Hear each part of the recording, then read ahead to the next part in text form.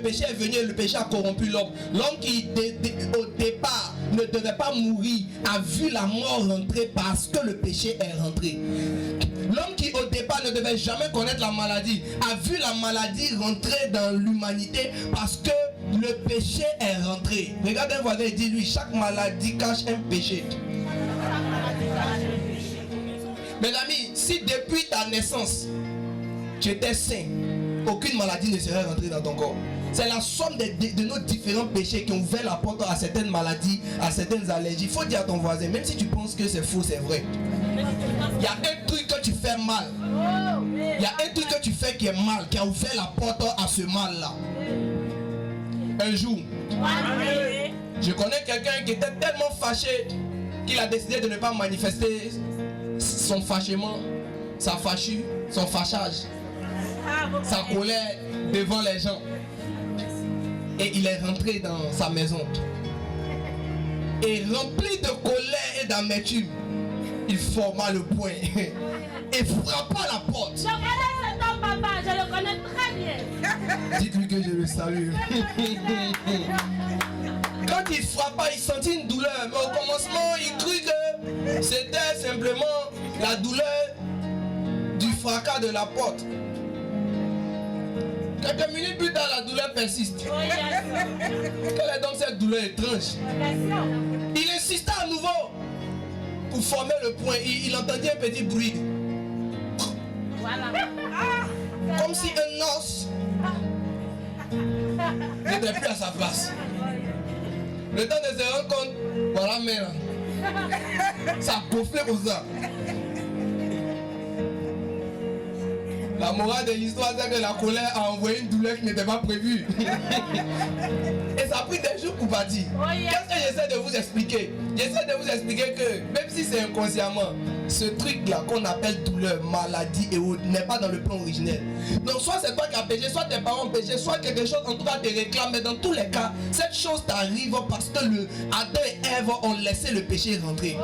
Donc au fil des années, au fil des siècles, Dieu envoya son fils pour rétablir la justice. On l'a appelé prince de paix, Emmanuel, Dieu avec nous. La manifestation flagrante, c'est-à-dire la présence personnifiée de Dieu au milieu des hommes. Et ce Jésus-là est venu, il a agi, il a travaillé, il a guéri. Tenez-vous bien, ce qui est dans la Bible ne saurait résumer même ce que Jésus a fait. Ce que Jésus a fait est tellement incalculable, des miracles, les paroles, tout ce qu'il a partagé, que même la terre ne pourrait pas contenir tous les actes de Jésus.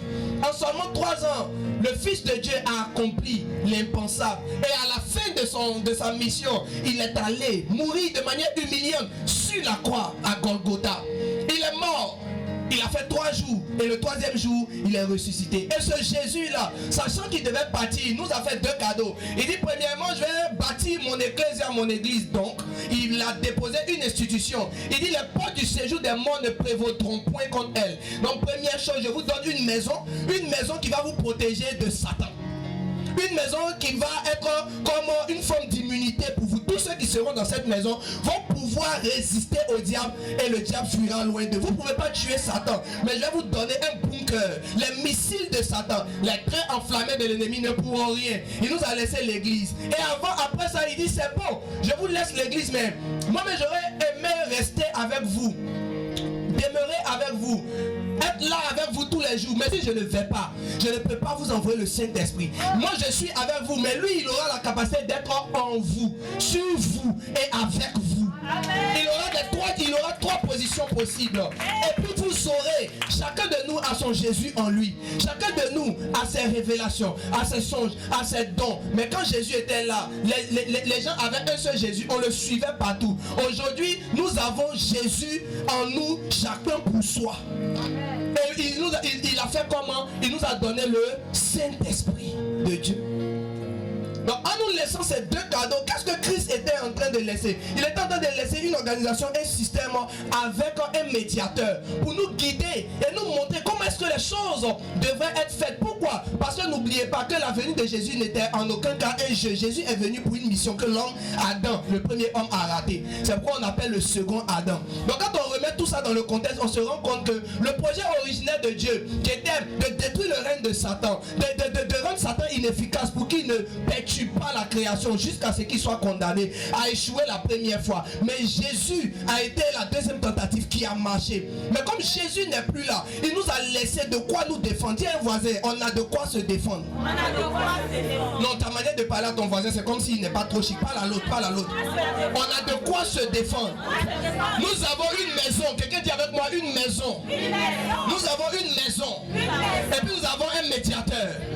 C'est comme si c'est le gardien de la maison. Et le Saint-Esprit a pour rôle de dicter à chaque maison. Sinon à la maison, l'église universelle, mais à chaque maison, c'est comme chaque chambre, comment est-ce qu'elle doit être tenue. Donc le Saint-Esprit instaure ce qu'on appellera un système.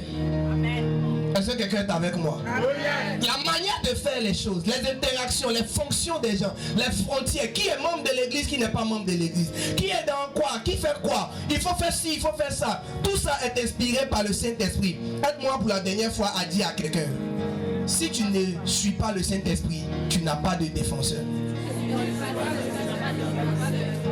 Et si tu n'es pas dans l'église, tu n'as pas de défense. Et la dernière fois, nous avons clairement fait la différence entre être à l'église et être dans l'église. Est-ce que je parle à quelqu'un ou bien j'étais frustré? Non, je n'étais pas frustré, je t'instruis. Mon père périt parce qu'il lui manque, est détruit parce qu'il lui manque la connaissance. Ce soir, qu'il me soit permis de donner un tout petit peu de connaissance à quelqu'un. Le principe est le suivant. Venir à l'église ne signifie pas être dans l'église. Tous ceux qui sont dans... Écoutez, récemment ils ont attrapé des élèves ou du moins des dealers de drogue déguisés en élèves d'un établissement à Abidjan. Ils ont porté le kaki. Ils étaient dans l'établissement, mais en fait ils ne sont inscrits nulle part. Ils ne sont même pas de l'école et ils font ça. Non, eux-mêmes ils ne sont même pas élèves. Mais ils portent le kaki. Regarde quelqu'un encore une fois et dis-lui, mon frère, tous ceux qui portent kaki ne sont pas élèves. Au moment où moi j'allais encore à l'école à Divo ici, dans l'intervalle 2009 à 2012, il y a de cela environ 14 à combien d'années là, 17 ans, il y avait palabre chaque vendredi devant un établissement. Et je vous assure que les gens qui venaient, ils ne venaient pas habillés comme des mécaniciens, ils venaient tous en kaki. Est-ce qu'ils ce sont d'anciens élèves qui ont gardé leur kaki? Quoi? Et ils s'affrontent. Alors si tu crois que tous ceux qui sont dans l'établissement sont élèves, tu te trompes. Si tu crois que tous ceux qui ont porté le kaki sont élèves, tu te goûtes aussi. La vérité est qu'on peut aller dans un environnement, on peut côtoyer le système, mais ne jamais franchir la frontière pour faire partie du système.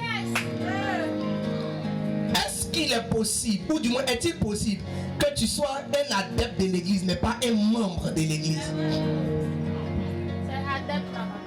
Pourquoi est-ce que les membres, les gens qui sont dans une même église, on les appelle des membres? Les membres parce que l'église même est le corps du Christ. Quelqu'un est avec moi? L'église est le corps du Christ. Donc qui dit corps dit membre, bras, pieds, etc., etc. Tu connais les membres, non? Les mains, les bras, les pieds. Il y a 30 dedans, non? Ah, tu as oublié. C'est ce qui compose le corps. On dit membre. Moi je me pose la question, si tout de suite on voit un pied passer ici, ou deux pieds, juste deux pieds, rien depuis deux pieds, je me demande vraiment combien vont rester. Je pense que Madame Tano va décoller en premier. Qui va fuir deuxième? La gestionnaire de Christ me dit qu'elle revendique la deuxième place. Mes amis, vous voyez deux pieds, il n'y a pas de tronc. Un pied est là, ça marche. Et c'est comme si la personne ne nous salue pas, il s'en va. Même si tout est resté en état, au moins ça va devenir prière de combat. On va dire la sorcellerie est passée à un autre niveau dans ce niveau-là. Peuple de Dieu, nous devons prier. Vous voyez ce qui vient de se passer? Satan est contre nous, frère. Ça va modifier l'atmosphère. Ça va créer quelque chose. Maintenant, on dit que l'église c'est un corps. Il y a besoin de vous trois venir rapidement. On suppose que le pasteur c'est la tête. Voilà bras droit. Voilà bras gauche. Viens. Voilà, pied droit. Droit. Viens ici. Voilà, pied gauche. Vous tous, on regarde comme ça. La tête est là. Bras, bras. Pied, pied. Où on s'en va comme ça? Pied droit. Toi, il faut aller dans ta direction que tu veux. Mais ne nous suis pas. Les autres, on s'en va. Est-ce que vous imaginez que chaque pied a pris sa direction? À l'heure là, le corps se balade comment? Ce qui veut dire qu'à partir du moment où les membres sont indépendants, chacun va dans sa direction, le corps n'existe plus. Le corps est malade. C'est comme si tu es paralysé d'un côté. Donc chaque personne qui dit être membre, merci, vous pouvez regagner vos places. Chaque personne qui dit être membre d'une église doit comprendre que à partir de ce moment-là, tout le monde doit fonctionner ensemble. Tout le monde a besoin de tout le monde. Mais ça me fait penser à quelque chose. J'ai donc l'impression que si l'église est un corps et que nous sommes les membres, c'est comme si le Seigneur a calqué un système qui existe sur la terre. Il a copié ce système, ou il s'est inspiré de ce système. Parce qu'au commencement, Genèse 1, 28, Dieu les bénit et leur dit soyez féconds. N'est-ce pas? Multipliez, assujettissez. Remplissez d'abord, assujettissez la terre et dominez. Adam, papa, Ève, maman, multipliez, soyez féconds, multipliez-vous. Faites des enfants. Et ensemble, remplissez la terre. Assujettissez-la et dominez. Donc ce que Satan est en train de faire là, venez gâter ça. Mais comment vous allez le faire? Papa, maman, enfant. C'est ça qu'on appelle une femme. Quand on a un papa, on a une maman, on a des enfants, on est dans quoi? Maintenant Dieu est le Père, Jésus est le Fils et il est le premier-né de plusieurs fils. Nous aussi nous sommes les enfants. Donc on est une femme. Donc l'église est comme un système de famille. On dit à l'église, comment tu appelles ton pasteur? Papa. Oh, c'est tonton. Je suis sûr que c'est tonton, vous dites. Tanti. Jamais. Papa. Et les femmes des pasteurs, on les appelle maman pasteur. C'est pas ça? Donc le système qu'on est en train de voir à l'église, l'église est réellement dans le fond. Au fond, l'église est une famille. Dieu a créé au commencement Adam et Ève et il a demandé de fonder, de bâtir une famille et de se multiplier pour asseoir la domination. Jésus a demandé qu'on installe l'église et étrangement on voit que l'église copie le système de la famille, le système de Dieu. Où est-ce que je veux arriver concrètement avec toi? Je vais arriver au point où dans ton esprit, église sonne famille et famille sonne église. Mes amis, il est étrange de voir que le Seigneur demande aux gens d'être fidèles. Et comment il leur demande d'être fidèles? Il dit celui qui n'a pas soin des siens est pire qu'un infidèle. 1 Timothée 5, 8. Celui qui n'a pas soin des siens est pire qu'un infidèle. Il a renié la foi. Il a renié la foi. En quoi est-ce que ne pas prendre soin de sa famille? C'est comme si tu as rejeté l'église ou tu as rejeté Dieu. Bien sûr, ne pas prendre soin de sa famille, c'est déjà rejeter le système de base de fonctionnement d'une église. Quelqu'un qui ne peut pas prendre soin de sa famille, quelqu'un qui prend soin des gens, on dit, celui qui n'a pas soin des siens est premièrement de ceux de sa famille a renié la foi. Il est pire qu'un infidèle. Le mot infidèle ici veut dire un incroyant. C'est comme si quelqu'un ne croyait pas en Dieu. Donc ne pas prendre soin de sa famille, ne pas prendre soin de ses enfants, ne pas prendre soin de sa femme, de son mari, de ceux qui sont sortis de toi. Aux yeux de Dieu, c'est renier la foi. C'est comme si tu as dit, je renie le fait d'être chrétien, je ne suis plus chrétien. Dis avec moi, quelle gravité. Parce qu'aux yeux de Dieu, la famille est importante. Et tout à l'heure, nous allons voir pourquoi est-ce que la famille est importante. La famille est quelque chose de très important. 1 Corinthiens 15, 33 nous dira ceci. À cause du Père duquel dit son nom toutes les familles de la terre. Toutes les familles de la terre, si elles n'ont pas de croyants qu'on a, Akisi, non. Le nom principal duquel dit son nom toute famille de la terre, c'est le nom de l'Éternel. Parce que toutes les familles sont sorties de Dieu. Toutes les familles sont sorties de Dieu. Dieu est le Dieu de famille. Dieu est le Dieu de famille et de maison. Est-ce que je peux parler à quelqu'un? Dans l'esprit de Dieu, c'est la famille. Tout ce qui ne va pas dans le sens de la famille n'intéresse pas Dieu. Lis la Bible de la Genèse à l'Apocalypse. Tu verras de manière très significative l'intérêt de Dieu pour la famille. J'ai pris que Dieu te donne une famille si tu n'en as pas. Et si tu en as, que Dieu te donne de la valoriser. Ta manière de dire amen ne prouve que tu ne m'as pas bien compris. Satan est en train d'attaquer la famille. Satan est en train d'attaquer, je dirais même l'esprit de famille. Combien de personnes parmi vous ici honorez encore le fait d'avoir un père et une mère? Maintenant les gens fonctionnent dans le jugement. Les enfants veulent soi-disant par leur intelligence et leur sagesse avancer, développer, évaluer les actions des parents. Tu peux voir aujourd'hui un enfant qui va venir te voir, papa, moi franchement j'en veux à mon père. Toi-même je t'en veux aussi. Moi franchement j'en veux à ma mère. Qui a mis ce système dans l'église? Qui a mis ce système dans le monde? C'est Satan. Pourquoi? Parce qu'il veut te donner le dégoût de la famille. Combien parmi vous ont encore l'envie de bâtir une famille sérieuse? À tel point que la famille de Christ, la famille chrétienne même ne vous intéresse pas. Des personnes qui n'ont envie d'avoir contact avec personne d'autre. Ils préfèrent écouter leur message et partir à la maison ensuite. J'ai dit, si Satan t'a retiré le goût de la famille, je réinstalle le goût de la famille ce matin. Le goût, le fait d'être ensemble, le fait d'avoir un papa, une maman, des frères, des soeurs, avec qui on cause, on joue, on fait un peu de palabres souvent, mais on se réconcilie après. Ça c'est la famille, c'est la beauté de la famille. Dieu a créé la famille. Toutes les familles tissent le nom de Dieu. Toutes les familles tissent le nom de Dieu. Là comme, préparez ma vidéo.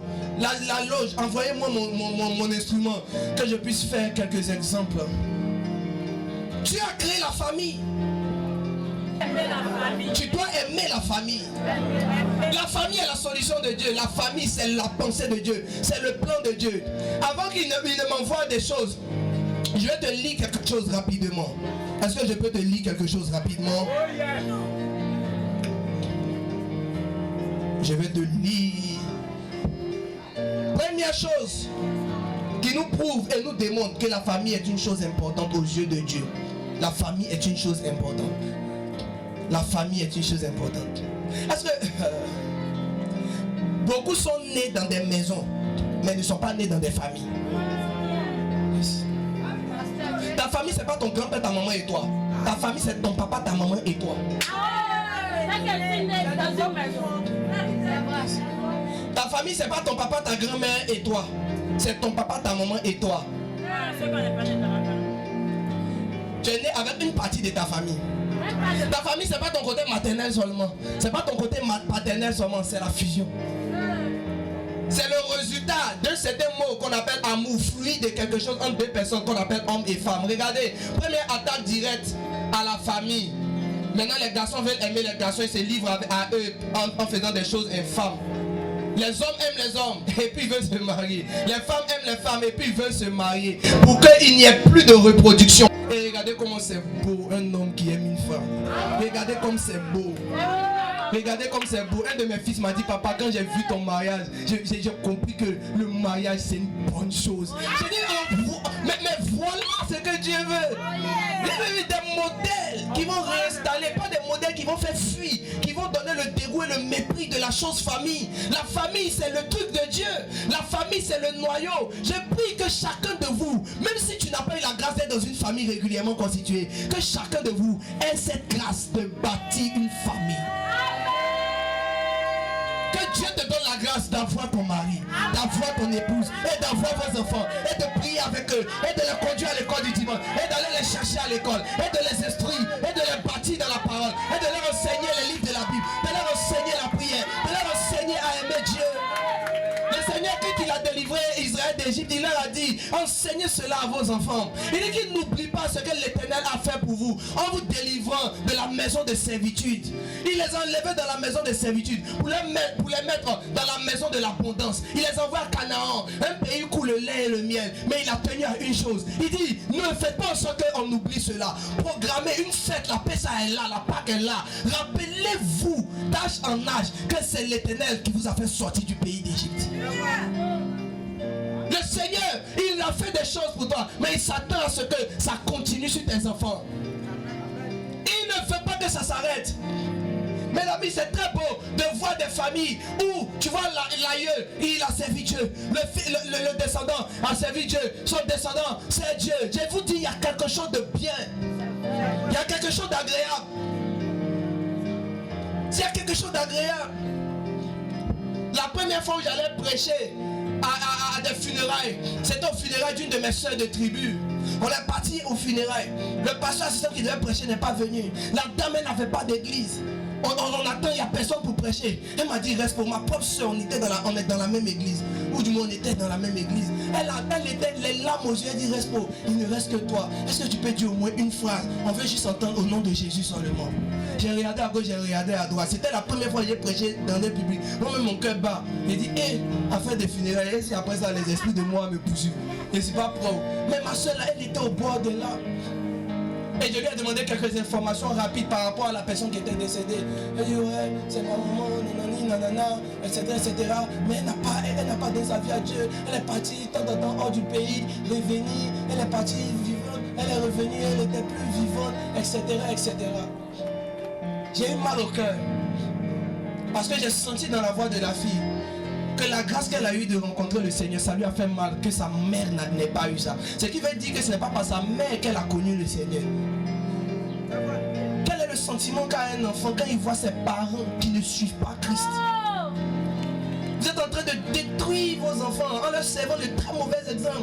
Maman, c'est toi qui devais montrer à ta fille comment ne pas chercher de garçon. Maman, c'est toi qui es en train de chercher de garçon. Papa, c'est toi qui devais montrer à ton fils comment ne pas chercher les filles. Mais c'est toi qui es en train d'aligner les filles. Grand frère, c'est toi qui devais montrer à tes petits frères comment ne jamais tomber dans la pornographie et la masturbation. C'est toi qui leur montres comment attraper le savon. Le noyau familial est en train de se disloquer, de se briser. Ça peut vous faire rire, mais c'est un drame.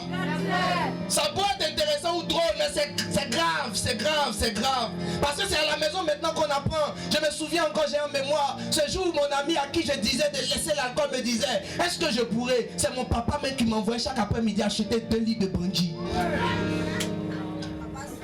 J'ai demandé à quelqu'un, comment tu as commencé à fumer? Il dit, chez nous à la maison, la cigarette est là plus beaucoup que dans une boutique. En plus grand nombre que dans une boutique. Des choses mauvaises qu'on devait apprendre, peut-être si ça devait arriver au dehors, sont apprises maintenant à la maison. C'est la raison pour laquelle le Seigneur a copié le modèle de la famille et il a donné comme dernier rempart, comme dernier mur à l'église la lourde tâche et la lourde responsabilité d'éduquer là où l'éducation a raté, d'enseigner là où l'enseignement a raté, d'être des parents là où des parents ont raté, de formater là où la société a échoué. L'église a une grande responsabilité. Et c'est la raison pour laquelle Satan convainc les gens de vivre l'église comme juste la seule manifestation de leur foi, comme s'ils étaient ils devaient la vivre individuellement. Alors que Dieu nous a envoyés pour que le noyau, la cellule familiale reprenne vie, elle reprenne son sens et fasse ce pourquoi initialement elle avait été initiée. Elle avait été créée. Le Seigneur ne s'attend pas à ce que nous sommes des électrons libres où on vient, tu salues, tu vois le pasteur, tu l'aimes, toi c'est dans ton cœur, c'est ton père spirituel, c'est ton pasteur, c'est ton tout et lui il ne te connaît pas. Ou tu ne causes qu'avec le pasteur, pas de frères, pas de soeurs. Dans quelle maison tu vois quelqu'un rentrer et puis il ne cause qu'avec papa, maman, il ne cause pas et les autres? Il y a un problème. Il y a un problème. La division qui nous a pris dans nos familles biologiques est en train de nous suivre à l'église. Dans l'église tu as des clans. Je maudis les clans au nom de Jésus et je les brise. Il n'y aura pas de clans ici au nom de Jésus. Tu ne parles pas des gens de ta famille, tu ne parles pas des gens de ton église. Finalement, on peut faire quoi encore pour toi? Tu en parles, il y a des gens au dehors avec qui tu ne parles pas. À l'église, il y a des gens avec qui tu ne parles pas. Je suis en train de vous faire état d'un cafouillage étrange que Satan a créé dans l'humanité. Et Jésus a créé l'église pour parler à cela, mais l'église même est en train d'être envenimée. C'est la raison pour laquelle nous venons parler afin que le peuple de Dieu comprenne le système de l'église, qu'il n'affronte pas le système, qu'il ne défie pas le système, mais qu'au contraire, qu'il se laisse encadrer par le système, laver, nettoyer, restaurer par le système. Il y a quelque chose que Dieu veut changer dans ton corps. Regarde, Dieu s'appelle Père. On dit Dieu, notre Père qui est aux cieux, Matthieu 6. Notre Père qui est aux cieux, que ton nom soit sanctifié. Il est notre Père. Avant Jésus, on ne savait pas. On l'appelait l'Éternel, Elohim, Adonai et toutes ces choses. Mais Jésus est venu, il a dit, celui qui a vu le Fils a vu le Père. Le Fils ne fait pas des choses qu'il n'a pas vu faire au Père. Il nous a révélé que Dieu n'est pas juste notre Dieu. Dieu est également notre Père. Jésus lui-même, qui est sorti de Dieu, est appelé le Fils. On croirait que nous sommes dans la famille de l'Éternel. Quand Jésus est à la croix, il est en train de mourir. Il dira à Marie, femme, voici ton fils, parlant de Jean. Et Jean à Jean, fils, voici ta mère. Le Seigneur est appelé dans la parole de Dieu, le Dieu de nos pères, le Dieu d'Abraham, d'Isaac et de Jacob. Dieu est notre Père, mais il est le Dieu de nos pères et de nos pères. Donc il est le Père de ceux qui ont été nos pères. Tu es en train de voir se dessiner l'ossature d'une famille comme un arbre généalogique. On parle de Jésus comme fils de David. Quoi qu'il soit le fils de Dieu, le Seigneur a bien voulu qu'il soit aussi le fils descendant d'un homme. De David, après Obed, Isaïe, David, on descend, jusqu'à tomber sur Joseph, Jésus. Le Nouveau Testament commence. Généalogie de Jésus. Généalogie, c'est un mot qui est utilisé pour parler de l'arbre généalogique. Donc, d'une famille, pour montrer où ça commence. Demande à quelqu'un, est-ce que toi-même tu connais bien ta généalogie même? Tu en fous bien, tu as un parent français quelque part là-bas. Mais tu ne le connais pas encore, que Dieu te fasse le rencontrer. Je suis sûr qu'il y a au moins une personne ici. Si on remonte au moins 20 ans en arrière, il est parenté à un Américain. Tu verras aussi le thème, voici la postérité. Est-ce que je peux avoir mes éléments maintenant? Qui connaît ça? Il vient à ça tout de suite.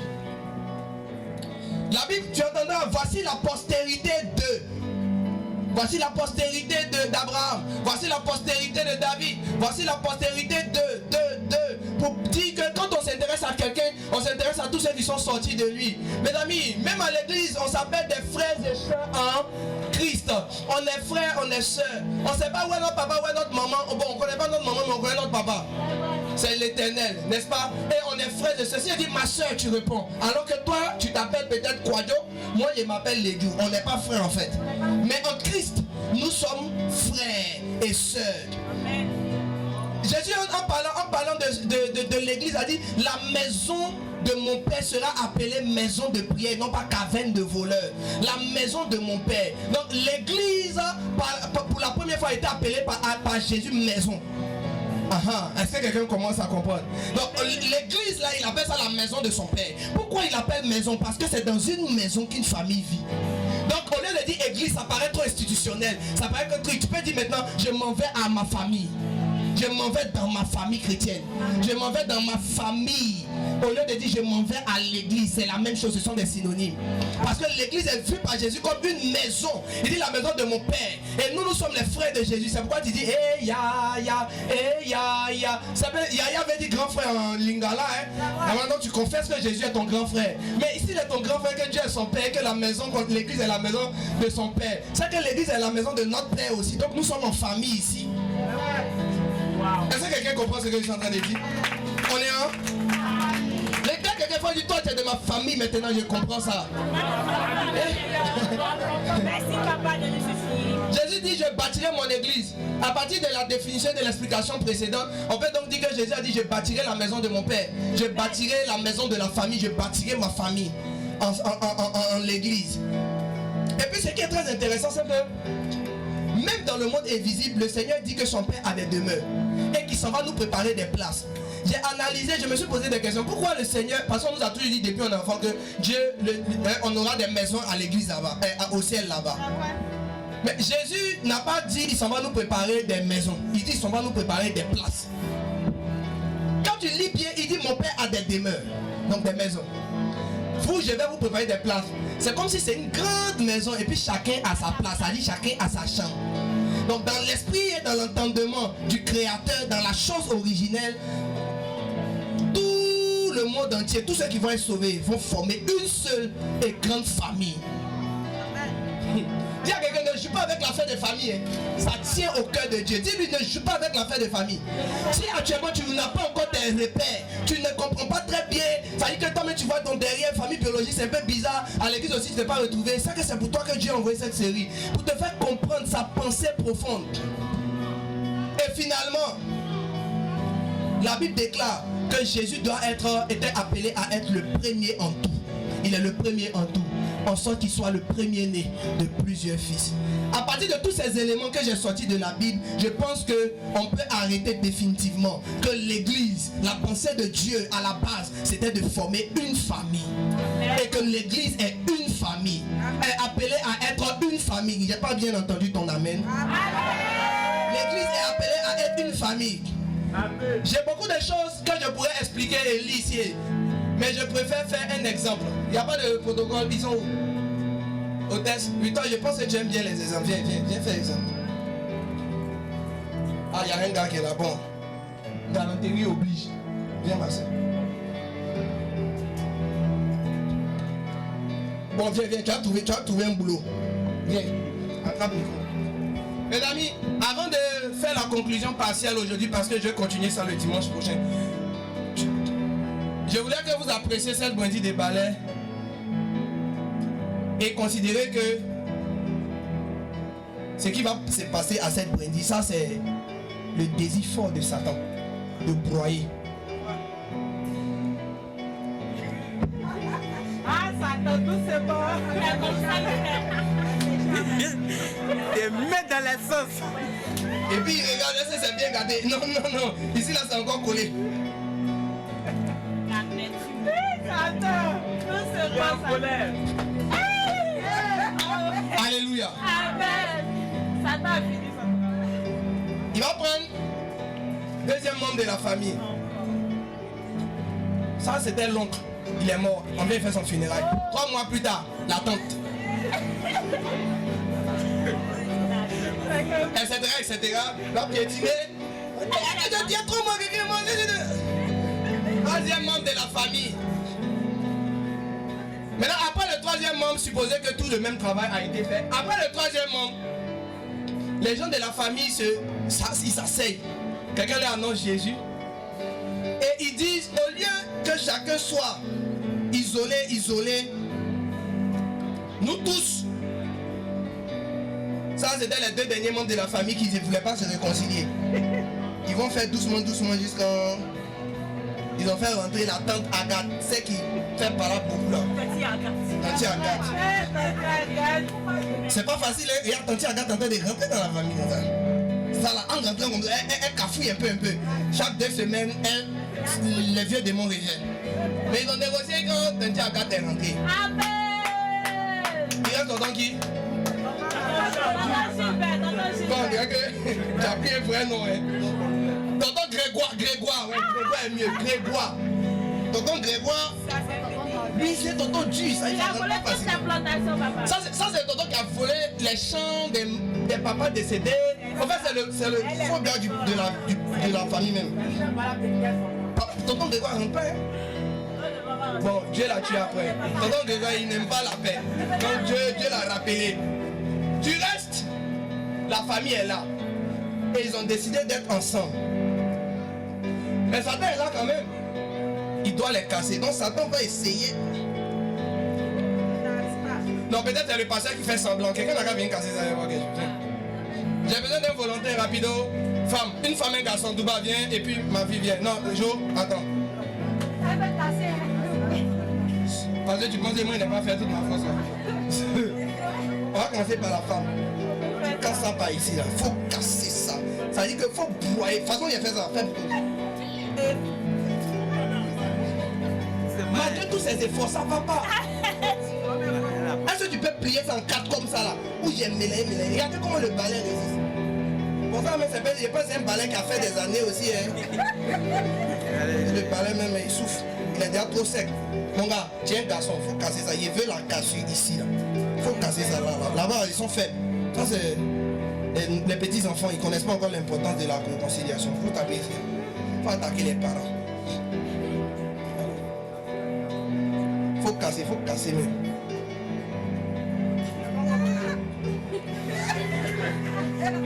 Lui-même, il dit dire. C'est bon, c'est bon. Viens, il ne faut pas partir d'abord. C'est moi qui ai fait exprès de ne pas vouloir casser. C'est vraiment du... Non, regardez le bébé, puis dites-toi que c'est vraiment du... C'est vraiment du...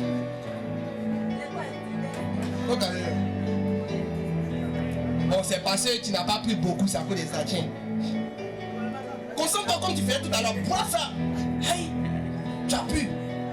Bon, c'est que les balais, on peut les casser. Faut casser maintenant. En haut, tu entends des parties où ils sont faibles. Faut venir où on t'a montré. Mes amis, et pourtant le gars est vraiment en train de connaître toute sa force. Y a-t-il quelqu'un dans l'assemblée qui estime qu'on fait tous semblant? Tu es un garçon, tu es un Woody, tu veux casser ça. Tu veux casser ça. Viens, le frère dit, il veut casser ça. Oh, Dieu. Mais la règle, c'est que tu vas casser ici, pas ici. Ici. Aïe, aïe, aïe,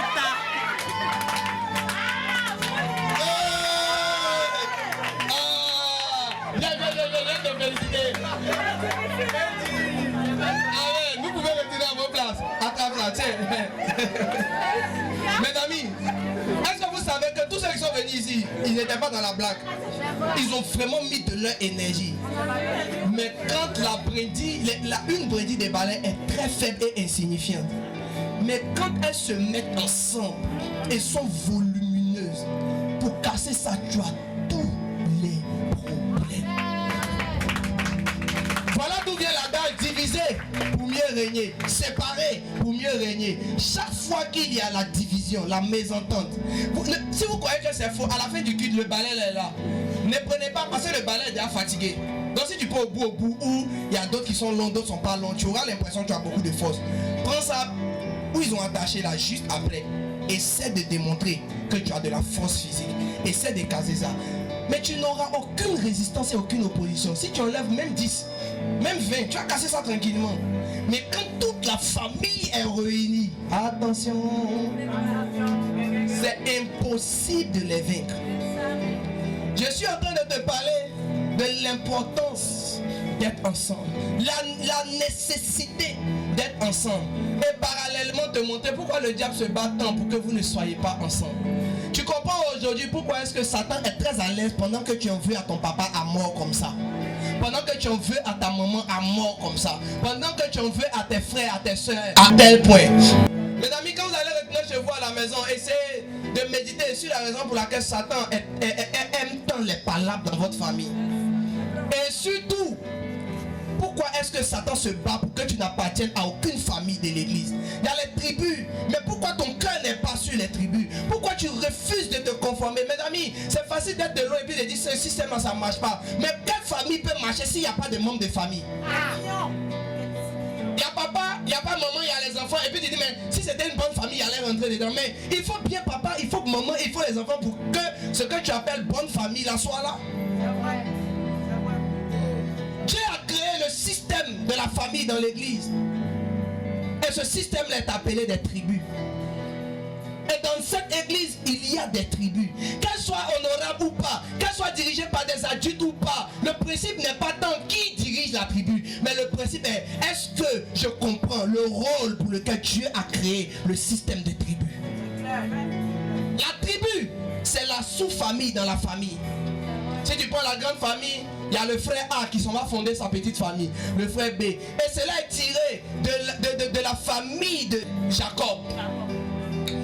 Est-ce que tu es avec moi? Je te donne la référence biblique. Genèse 49, verset 28. Il dit, ce sont là tous ceux qui forment les 12 tribus d'Israël. Et c'est là ce que leur dit leur père en les bénissant. Il les bénit chacun selon sa bénédiction. Israël, c'est pas le nom d'un pays. Israël, c'est le nom d'un monsieur. Est-ce que tu comprends ce que je suis en train de dire? Israël, c'est le nom d'un monsieur. Le Seigneur a dit, ton nom ne sera plus Jacob, mais Israël. Car tu as lutté avec Dieu et avec des hommes, et tu as été trouvé vainqueur. Voici ce que Israël veut dire. C'est la raison pour laquelle les gens luttent avec Israël, mais ils sont toujours trouvés vainqueurs. Parce que c'est la bénédiction que l'Éternel a relâchée. Et crois-moi, ça ne peut jamais changer. Jamais. La vérité est la suivante. Le pays que tu appelles Israël aujourd'hui, ça ne veut rien dire d'autre que les descendants de celui qui s'est appelé Israël. Il y a quelqu'un qui a commencé, il s'appelait Jacob. À partir de lui, on a dit Israël. Voici les fils d'Israël. Ils étaient au nombre de 12. Et ce sont ces 12-là que le Seigneur a utilisés pour être les pères fondateurs des différentes lignées qui allaient constituer le peuple d'Israël. Si tu veux, la famille de Jacob. Dans tout Israël, c'est une seule famille dont l'aïeul est Jacob. Qu'une seule famille. Le truc c'est quoi? Quand tu dis Israël, tu as l'impression que tu parles d'un pays. Mais Dieu lui parle des fils de celui qu'il a nommé Israël. Donc il voit Jacob qui est Israël et il voit tous ses enfants. L'église est subdivisée, est divisée suivant ça. Les 12 tribus d'Israël, c'est avec ces tribus-là que Dieu a permis à Moïse de conduire le peuple d'Israël. La Bible mentionne que Moïse recevait, Dieu ordonna à Moïse et Moïse parlait au chef des tribus d'Israël. Donc le peuple de Dieu était organisé comment? Parce qu'à l'église aussi, ceux qui viennent à l'église, on les appelle le peuple de Dieu. Quelqu'un comprend ce que je suis en train de dire? Si je dis peuple de Dieu, on se tient debout, vous allez vous tenir debout. Vous êtes le peuple de Dieu. Mais le peuple de Dieu, dans la Bible, a été organisé en tribus. Selon les 12 tribus. C'est pourquoi tu vas entendre des noms comme Ruben, Siméon, Lévi, Zabulon, Joseph, Gad, Issachar, Nephtali, Aser, Benjamin et tout le reste. Parce que la maison de Dieu est en train, inspirée par le Saint-Esprit, d'être organisée comme Dieu lui-même dans le désert avait organisé son peuple. Les tribus, c'est la sagesse de Dieu. Les tribus, c'est ce que Dieu reconnaît. Quand tu es dans une église où Dieu a inspiré des tribus, si tu es hors des tribus, tu es hors du système. Tu es hors du système de Dieu. Dimanche prochain, je voudrais parler en profondeur, rentrer en profondeur du système des tribus, les familles dans l'église. Vous allez comprendre que le Seigneur ne peut pas tout déposer dans une seule personne, sinon la tête de la personne va exploser. Alors Dieu mise sur la diversité. Il appelle les uns et il leur donne telle capacité de vivre en famille. C'est pouvoir bénéficier de tout ce que Dieu a déposé dans toutes les personnes. Mes amis, j'ai vu de mes deux yeux comment est-ce que le système des tribus a permis à des gens de créer leurs entreprises. Mon entreprise est née, mon premier client, c'était un membre de ma tribu. J'étais de la tribu de Joseph. Au jour d'aujourd'hui, mes premiers partenaires, mes meilleurs partenaires ou mes meilleures relations ont été créées par des gens qui t'ont recommandé. Et ces gens, ça sont de la tribu. Le dimanche prochain, je vais vous parler des bienfaits des tribus. Comment est-ce que vivre en tribu? Tu sais, quand tu n'es pas dans la tribu et tu dis ça ne marche pas, c'est à cause de ton absence que ça ne marche pas. C'est ta présence même qui va venir boucler la boucle, fermer la boucle. Et tu vas voir que le Seigneur fera beaucoup de bien. Je voulais vous présenter une vidéo dans laquelle les animaux étaient en train de courir en groupe. Et les lions étaient là. Ils ne pouvaient pas manger. Alors que ces animaux sont des herbivores. Ils ne peuvent pas manger les lions, mais les lions n'attaquent pas les groupes. Donc ils ont fait une technique et puis ils ont fait fuir un dedans. Quand il s'est isolé comme ça, ils ont laissé tout le groupe partir. Eux, tous les lions là. En train, faut les voir. C'était un lion ou plusieurs lions, je ne sais plus trop. Ils ont foncé ou il a foncé sur la bête qui a été isolée. Pour montrer à quel point, même si vous n'avez pas force, quand vous êtes beaucoup, vous êtes en famille, vous êtes unis, même Satan a peur. Mes amis, j'ai vu plusieurs personnes qui ont trouvé du travail grâce à quelqu'un qui les considérait de sa famille. N'importe qui ne peut pas te proposer, n'importe qui ne peut pas mettre son image en jeu pour toi. Seulement quelqu'un de ta famille. C'est quelqu'un de ta famille, même si tu t'en vas gâter, il t'aime toujours. Mais pas un ami. Les amis ne font pas ça. Mes amis, regardez parmi vous combien de vos amis vous soutiennent vraiment. Mais regardez ce que les gens de votre famille seraient prêts à faire, surtout si c'est la famille chrétienne. Le dimanche prochain, nous allons parler des bienfaits des tribus. La gloire de Dieu descend dans les tribus. Dieu a organisé Israël par tribu. Il a organisé cette église par tribu. Tu gagnerais à chercher à recevoir la sagesse des tribus. Que Dieu te bénisse. Amen.